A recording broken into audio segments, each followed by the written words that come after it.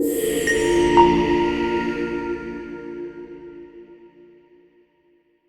everyone, so if you've been tracking the Australian property market, whether you're an investor, a developer, or just trying to buy your first home, you already know the landscape is shifting fast. Today, we're going to demystify the recent legislative changes hitting the Australian property life cycle.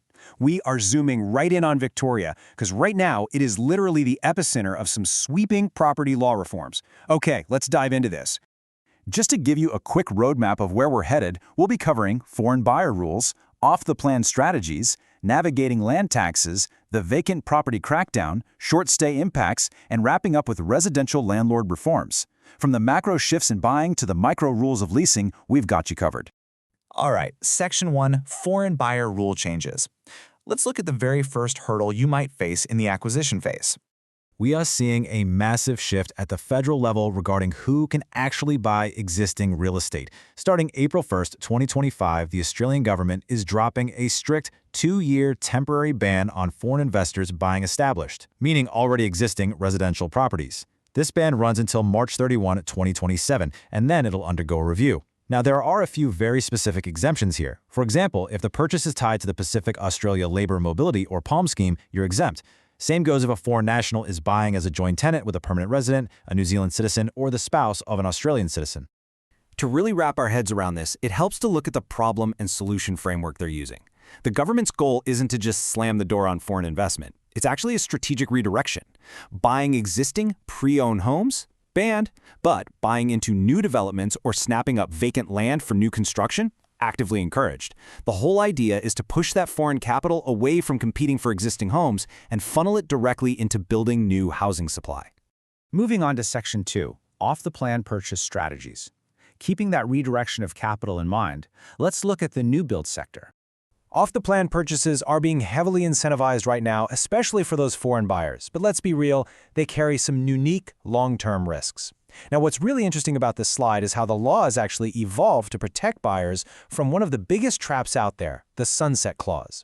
Under Section 10A of Victoria's Sale of Land Act, a developer, the vendor, is strictly prohibited from unfairly tearing up a contract using a sunset clause just because the market jumped and they want to resell your place at a higher price. No way. To rescind that contract now, they absolutely need your written consent as the purchaser, or they have to drag themselves through the Supreme Court to get an order. But even with that robust protection, you've got to stay sharp. Think about it. When you buy off the plan, settlement could be literally years down the road. The catch? Your initial finance pre-approval is probably going to expire in just 3 to 6 months. Plus, if the market softens, you really need to watch out for valuation shortfalls at settlement. If the bank says the finished property is worth less than your contract price, well, you can't just ask for a discount. You have to find that extra cash yourself. You also need to keep an eagle eye out for material plan amendments. If the developer changes the plan in a big way, you have a strict 14-day window under Section 9AC to walk away. Oh, and always do a pre-settlement inspection so you can submit written defect notifications. Okay, Section 3, Navigating New Land Taxes. We're moving out of the buying phase and into the holding phase. There have been some absolutely massive shifts regarding who actually pays the bills at settlement. As of January 1, 2024, for Victorian properties under $10 million, that old standard practice of splitting the land tax bill between buyer and seller, yeah, that's completely gone. As legal and financial advisors like Blue Rocket pointed out, the vendor now picks up the entire land tax bill. It is literally an offense now for a seller to write up a contract trying to pass land tax or windfall gains tax arrears, for that matter, onto the purchaser. So if you're selling early in the year and sitting on a huge land tax liability, you are paying those arrears prior to settlement. Why the sudden crackdown? Well, the Victorian government legislated this as a consumer protection measure. So the crucial point is that they're targeting what they see as a lack of transparency. The logic here is that land tax is a known cost before you even sign a contract. So instead of jumping out and surprising a buyer with a shared tax bill at settlement, that liability should just be factored in and reflected directly in the upfront advertised sale price. Next up, Section 4, the Vacant Property Crackdown. Let's talk about ongoing holding costs and a pretty major new financial reality. For years, the Vacant Residential Land Tax, or VRLT, only hit 16 specific inner and middle Melbourne councils. But starting January 1st, 2025, this net is expanding over the entire state of Victoria. We're talking regional areas, coastal holiday towns, outer suburbs, the whole shebang. If a residential property sits unoccupied for more than 6 months in the preceding calendar year, bam, it's deemed vacant and gets hit with this tax. The overarching goal is to push owners of long-term empty homes to put them on the rental market and help ease housing supply issues. And let me tell you, the penalties for leaving a place empty escalate incredibly fast.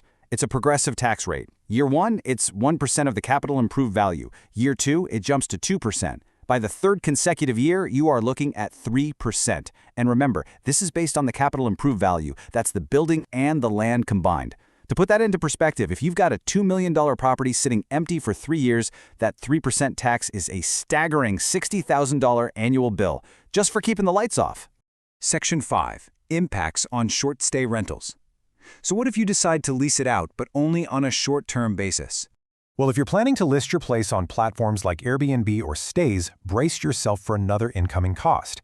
The Victorian government is rolling out a flat 7.5% short-stay levy that applies to your total booking revenue, and this is also slated to kick in on January 1, 2025.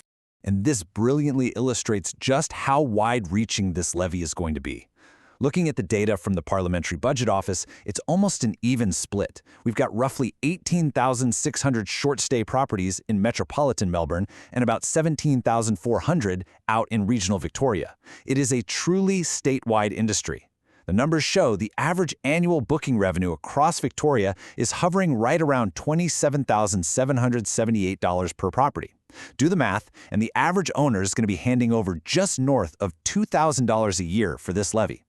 Owners are really going to have to sit down and carefully weigh their expected returns against this new cost when deciding between the flexibility of short stays versus the stability of long-term renting. Which brings us to Section 6, Reforms for Residential Landlords. Speaking of long-term renting, let's look at the traditional leasing phase. The 2024 Housing Statement Reform Bill brought in some expansive changes that completely rewire the balance of power in the landlord-tenant dynamic. If you're a property investor, listen up, because this is your new reality. Those old 60-day notices? Gone. Rent increases and evictions now require a full 90-day warning.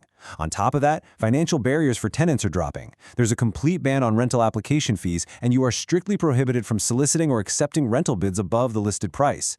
Throw in the removal of no-cause evictions and some strict new mandatory minimum property standards, and it's clear the compliance bar has been raised significantly.